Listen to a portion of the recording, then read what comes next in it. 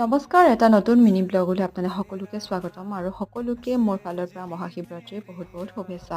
আজিৰ দিনটো আৰম্ভ কৰিলোঁ এনেকৈ মহাশিৱৰাত্ৰি পালনেৰে আৰু এইটোত হৈছে ধতুৰা ফুল, চিনি পাইছে চাগে আপোনালোকে।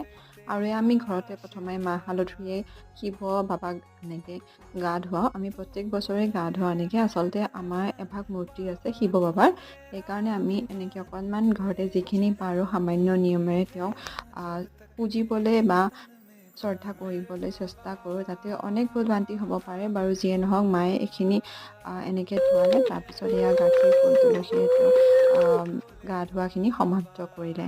আৰু এয়া ভগৱানৰ মাহালধি মুখত লগালোঁ। তাৰপিছত এয়া গ'লোঁ থানলৈ। পিছে বৰ বেছি ভিডিঅ' কৰিবলৈ নহ'ল আজি, যিহেতু মোৰ গাটো বৰ বিশেষ ভাল নহয়। আহি এয়া লাষ্টত বোলো নাই, নহ'ব, ফটো বা ভিডিঅ' দুখনমান ৰাখি থওঁ চিনস্বৰূপ হিচাপে। মন্দিৰত গৈছিলোঁ, এখনেই উঠিছিলোঁ। আৰু এয়া ভতিজীজনী আৰু সকলোৱে কেনেকৈ